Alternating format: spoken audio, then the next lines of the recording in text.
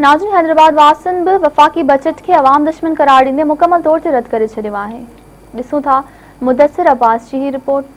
नाज़रीन, वफाकी हुकूमत तरफां नए माली साल 2020-21 जी जेका टैक्स फ्री बजट पेश कई वई आहे, उन बजट में गरीब अवाम के केतिरो रिलीफ ॾिनो वियो आहे, इन हवाले सां हैदराबाद जे शहरनि सां ॻाल्हि ॿोल कंदासीं त हू इन बजट खे कीअं था ॾिसनि। खाइण जे लाइ पीअण जे लाइ परेशान आहे, रोज़गार जे लाइ हर माण्हू परेशान आहे। ग़रीब माण्हू वञे त काॾे वञे?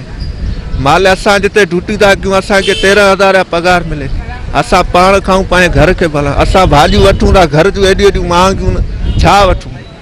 मुर्गी वठूं 370 रुपया किलो आहे। तव्हां ॿुधायो, सिर्फ़ु पेट्रोल एॾी महांगाई आहे, सिर्फ़ु पेट्रोल लथो आहे, पेट्रोल लहण सां का शइ थोड़ी लथी आहे। आवाम के केड़ो फायदो? हर शे महंगी लगी पिया, रिलीफ किया, खंड महंगी, चाय महंगी लगी पिया, चांवर महंगा लगा पिया, दालियों वगैरह सगे जेके भी खाधे शयूं सब महंगियूं लगी पिया।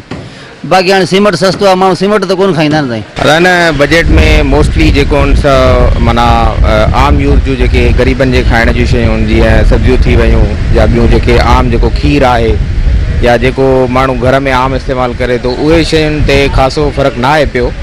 छो जो ॾिसो हाणे जीअं सीमेंट जेको आहे सो सस्तो थियो आहे त ग़रीब आवाम सीमेंट त कोन वठी खाईंदो घर में।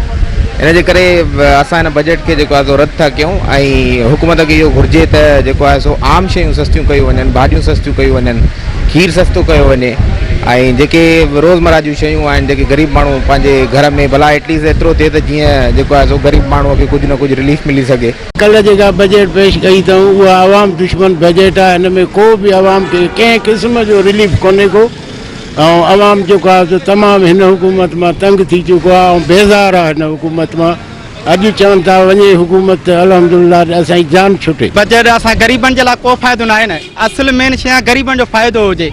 हिकु त करोना वायरस तबाह करे छॾियो आहे, ॿी हुकूमत असांखे तबाह कई वेठी आहे।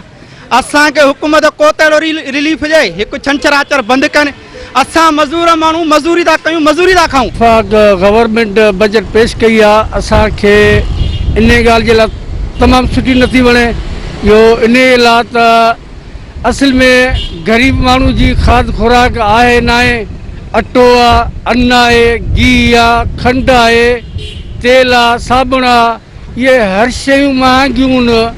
ऐं उन खां गॾो गॾु हिन गवर्नमेंट जेको आहे पेट्रोल सस्तो कयो आहे, उहे ई किराया साॻिया न। भला सहूलियत आहे कंहिं वॾे माण्हू खे आहे, कंहिं वॾे ऑफिसर खे आहे, कंहिं ग़रीब खे का सहूलियत कान्हे का। नाज़रीन, शहरनि जूं ॻाल्हियूं ॿुधियूं, शहरनि वफ़ाकी हुकूमत जी हिन बजट खे मुकम्मल तौर ते रद्द करे छॾियो आहे।